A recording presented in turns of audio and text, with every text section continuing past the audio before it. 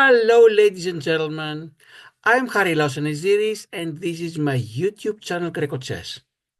We're continuing with the coverage of the online grecochess tournament in chess.com. 3 more games have completed since last time, and let's start covering these games one by one.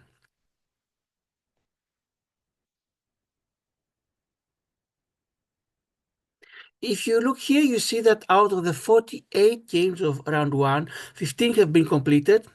10 of them, unfortunately, were timed out or very early resignations in the first few moves.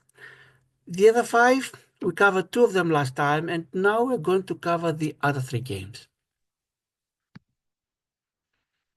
And let's start with the first one.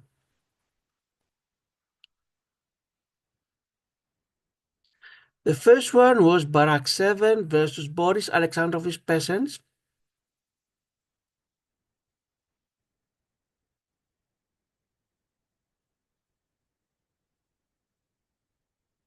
And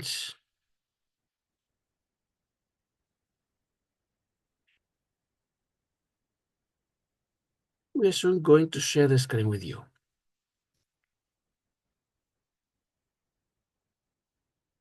And here we are.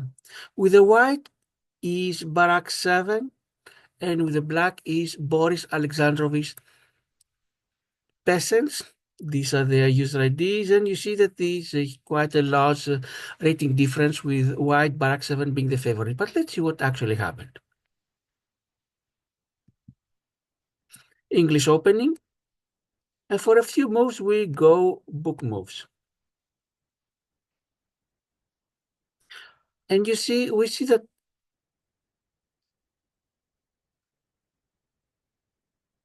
until white 6 move, we book moves, the last book move.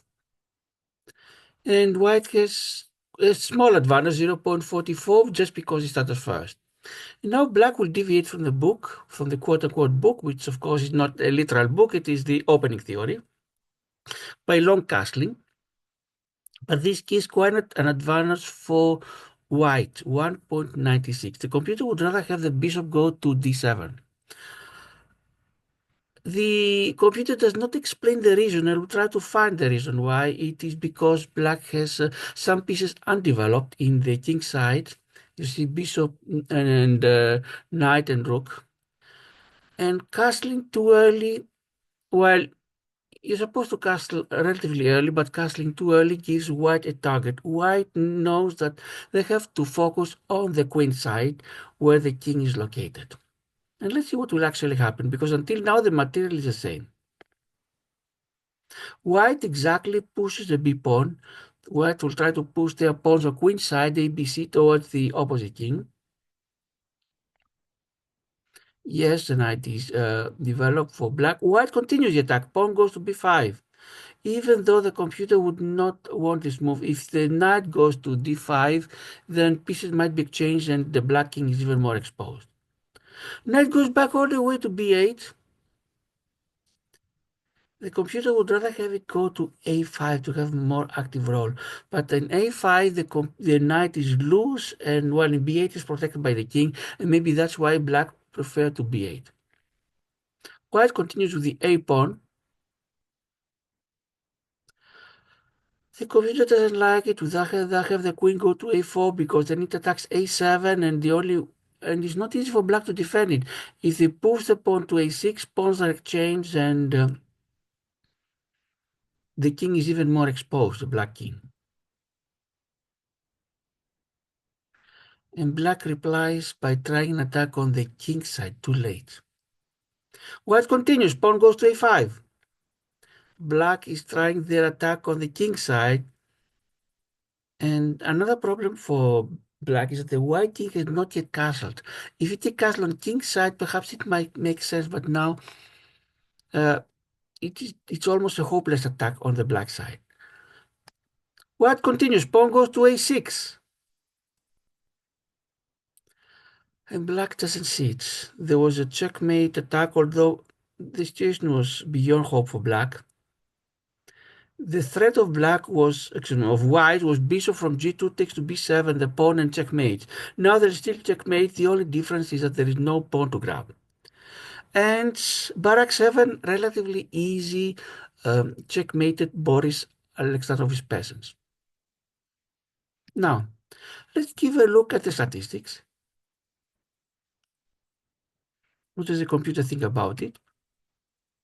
88.8 for Baraks and 52.6 for Boris Alexandrovich peasants.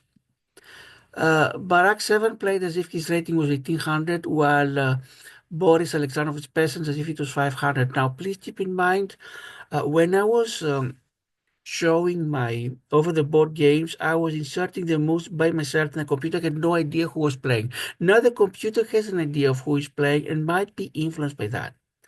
That is why the computer gives a rating of 1800 for for Barak 7 and 500 for Boris Alexandrovich Peasant. The various categories were four best moves for Baraks, one good for each of them. Book moves, as we mentioned, six for Baraks and five for Boris. One inaccuracy for peasants, four mistakes for peasants, one miss for Boris. Excuse me. One miss for Barracks and zero blunders. This concludes the first out of the three games that have been completed. Now we'll continue with the other two ones.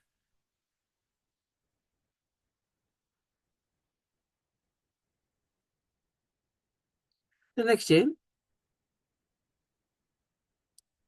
it is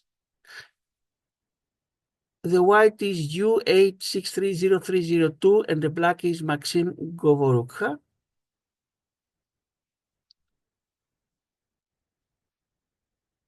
And we're soon going to the board to see how this game developed. Just look at we're going to show the rooks later, but let's first share the screen with you. As you see here, black, meaning Maxim Govorukha, has a much higher rating and is the favorite. And the game is going to begin. White sends the pawn to d4 and black to d5. No, I'm sorry, black to e6. This is a different opening from the one I'm used to. Let's continue the book moves. White gains more space by pushing the pawn to e5. Black, of course, will reply with the pawn to c5. This looks a little bit like the French by what's called interpolation, meaning in the French you can have this position like that in the advanced variation, but in the French you start with the e pawn and not with the d, but the position is the same. And we're deviating. Until now we had 7 moves for each.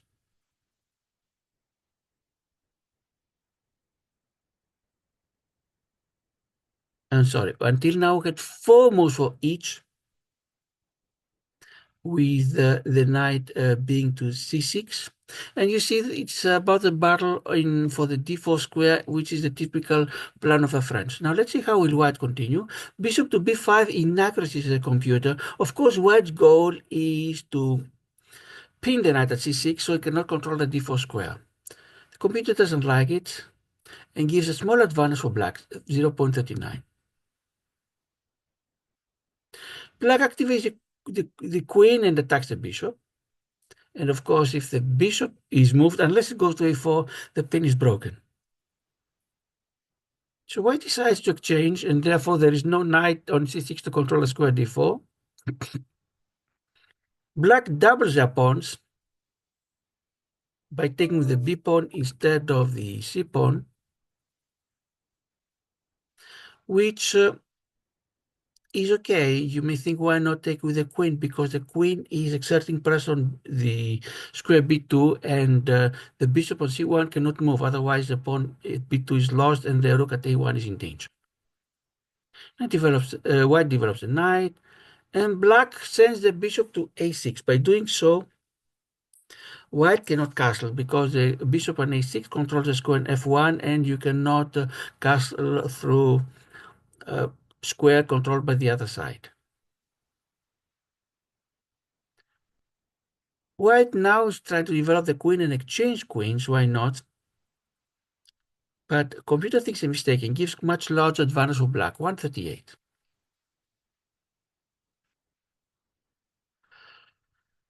Black, the pawn takes on d4, computer thinks a miss, would rather have the bishop go to d3. If it goes, that gives enormous influence. Queens are exchange, which computer thinks is the best for black, and black is still ahead, 130. Knight takes on d4. It's better to capture with a pawn because now the pawn on e5 is not protected. And black decides not to castle, but instead advance a king. While without queens, the dangerous attacks on the kings, the immediate mates or these mating combinations are not so easy. And as we approach the ending, the king becomes a more active piece. And now the black pawn attacks the white knight. And by doing so, black advances their pawns. Of course, the more we approach the ending, the more the two sides want to advance their pawn. But still, we're not exactly in the ending. Queens are not here, but every side has two rooks and three minor pieces.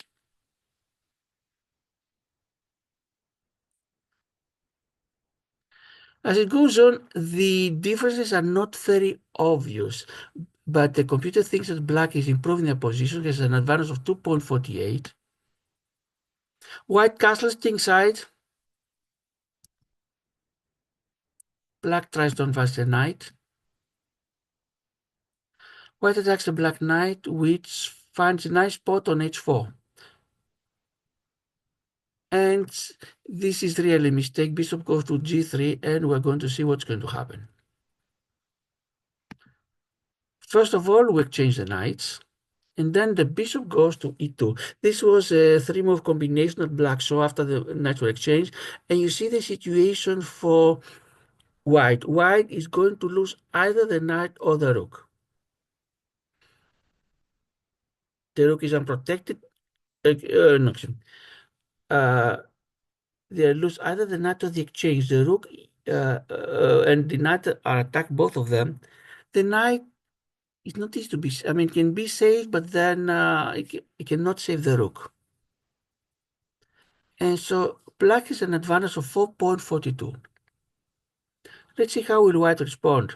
Ideally, they should save their knight, so they only lose the exchange.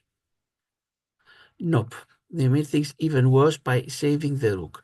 Because if black took the rook, at least white could take back the bishop.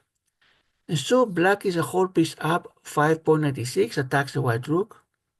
That saves itself to e1.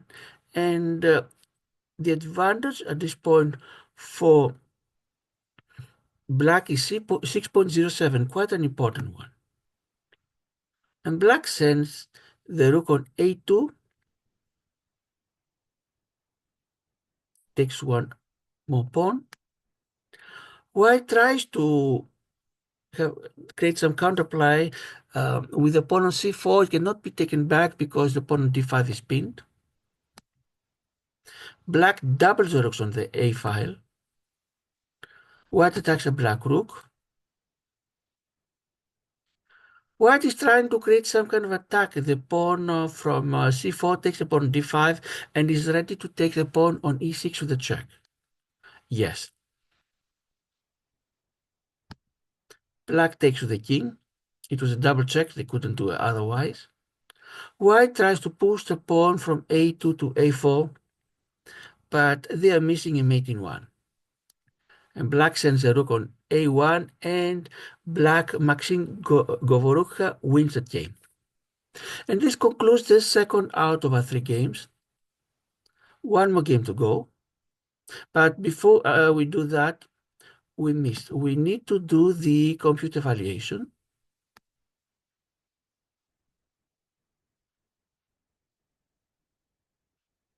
Which we're going to do now.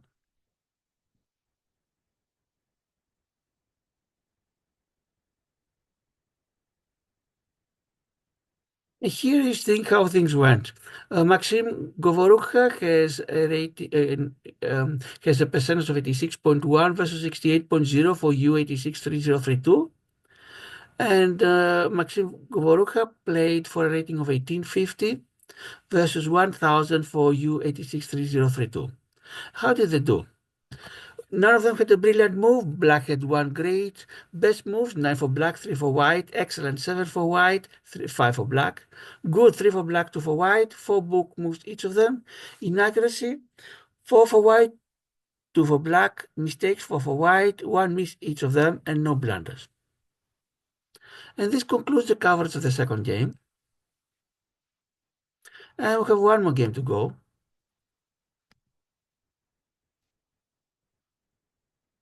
It's the same players again, but with different colors.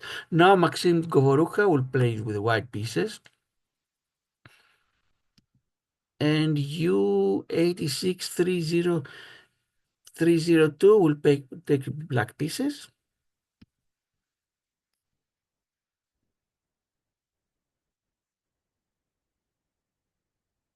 And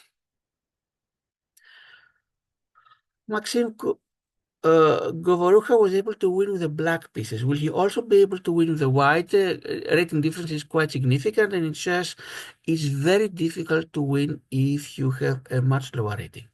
But let's see what happened in the chessboard. Asymmetric opening with the pawns. Knight f3. This is a Russian, the Petrov defense. Black decides to send his knight to f6. White will take the pawn, and black is supposed, according to theory, first to uh, uh, push the pawn to d6 and send the knight back, and then takes the pawn on e4. But maybe black is not aware and directly takes the pawn. The computer thinks the best. Theory doesn't like it too much, at least the theory I've been reading, because if queen goes to and queen will go to e2, the black queen cannot go to e7 because then white will take the knight, it's a piece ahead. Black decides to defend the knight by sending the pawn to d5. Mistakes is a computer. What do the computer like? The queen go to e7.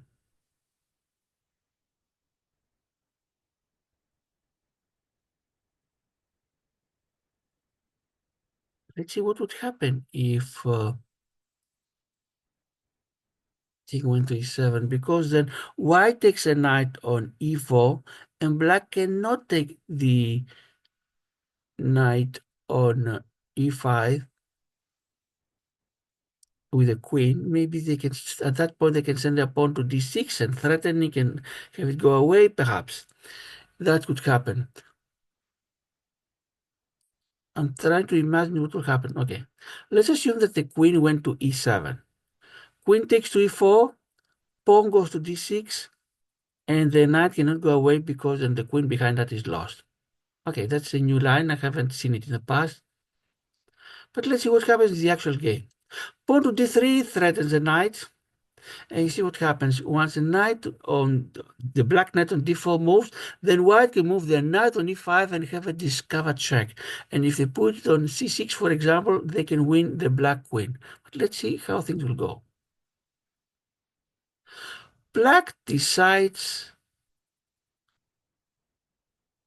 to attack the knight with a bishop. Computer would rather have it with the queen go to e7.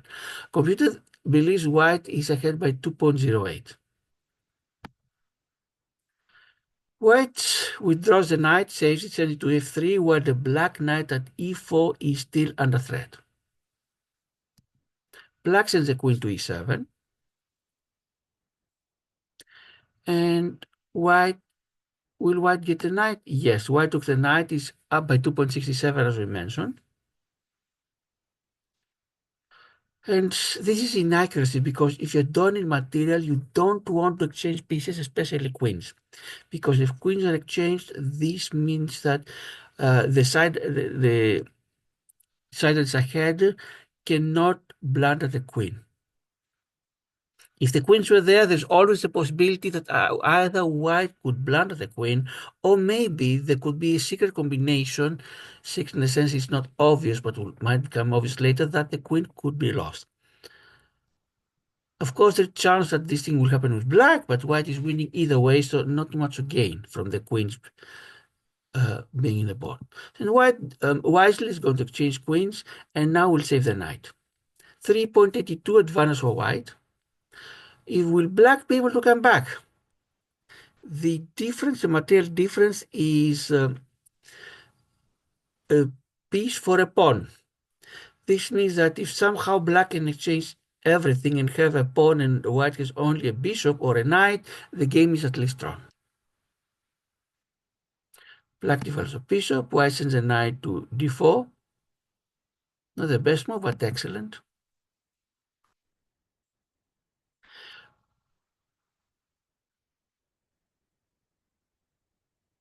Sorry, we advanced the computer a little bit too much.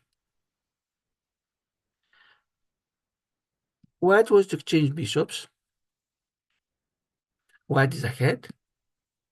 Black sends a knight to d7 to protect the bishop. As I say, this when if there's an exchange, better have your opponent be the first one to exchange, and then you, because this helps you place your pieces in better squares, at least most of the time. White doesn't take, black doesn't take.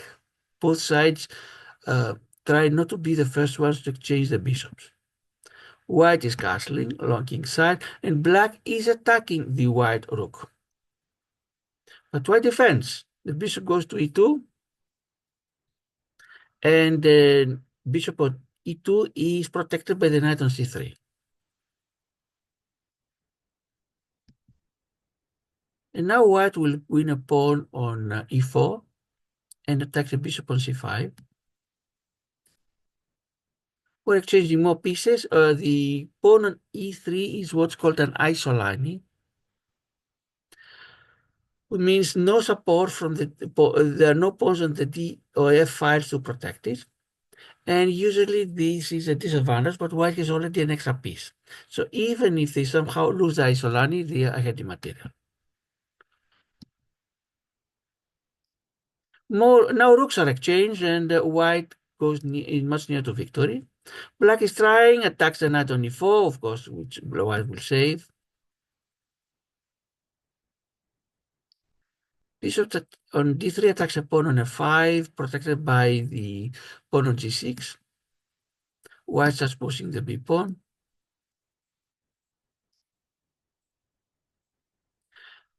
And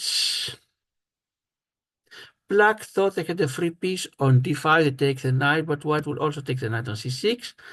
Material is now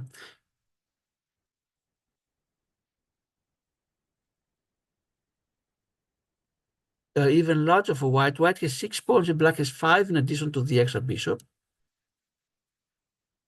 White takes another pawn.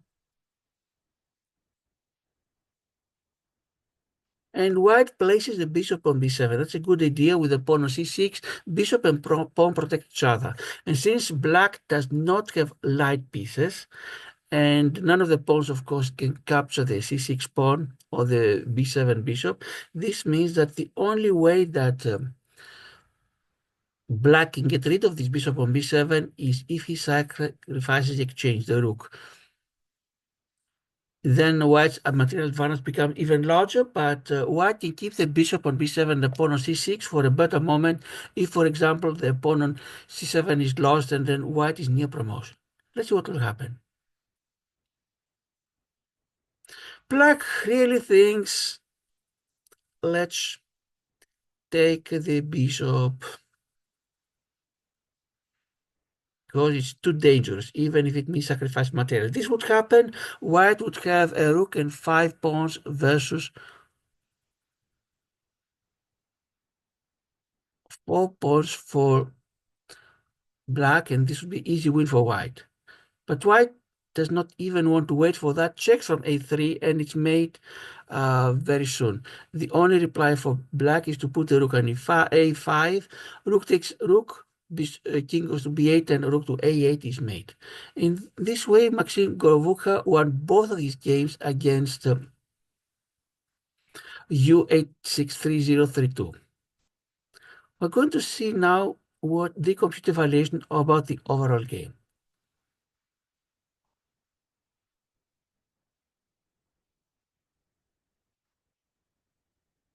What does the computer think about it?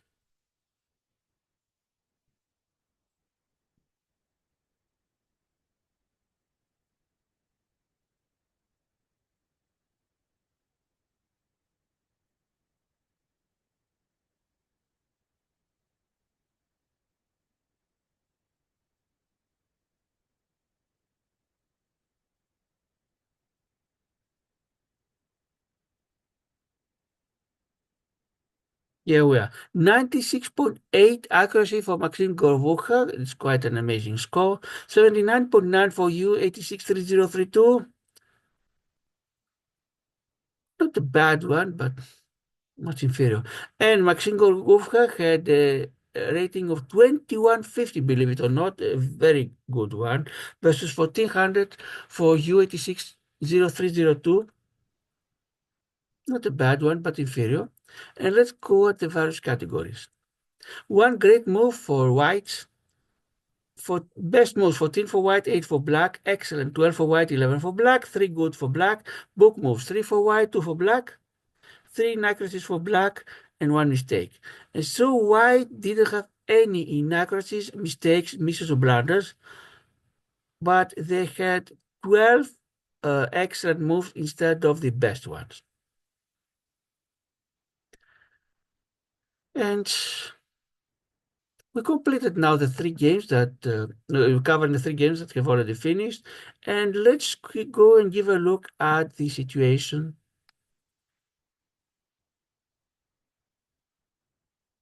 at the groups, how they're doing.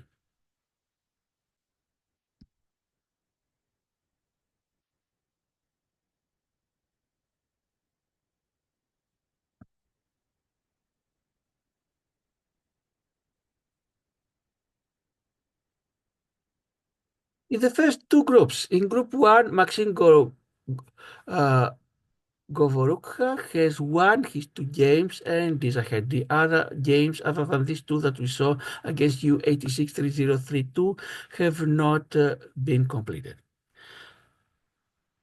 Group number 2, Baraks won the game that we saw today against Boris Alexandrovich Peasants. And in the previous video, a couple of days ago, we saw Andrea Marta defeating twice Boris Alexandrovich Peasants. But you see this little X. Andrea Marta has closed the account and cannot participate any longer. It seems that her other games will end up with timeouts. Group 3, no game has been completed. This is a group that I'm participating. And group 4, here is where 10 out of the 12 games have been completed with either timeouts or early resignations. 2 players continue in the game and their 2 games will decide who is advancing. Once again, whoever has the most points here in this column, the score, is advanced the next round. If there is a tie in the score, and the score is made by 1 point when you win, half for a draw and 0 for a loss, we go to the tie-breaking points. These are decided in the formula I showed in the previous video. With every player you face, you multiply the points you got against this player times the points of that player, and then you add the 3 products that you received. This gives the tie-break score. And if there is a tie in both the scores and the tie-break scores for the first place, then both, or maybe even 3 or 4 players, all the tying players advance the next round. This is the report for now.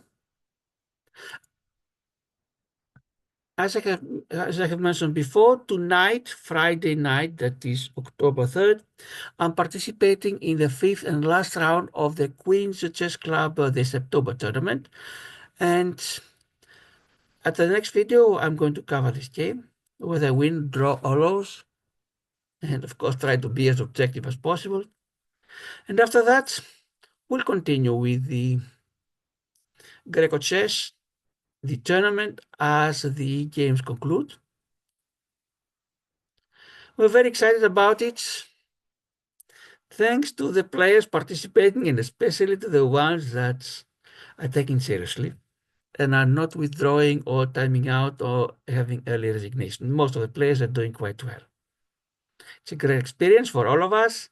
I'm Harilas Eniziris. This is my grecochess YouTube channel. Ladies and gentlemen, goodbye.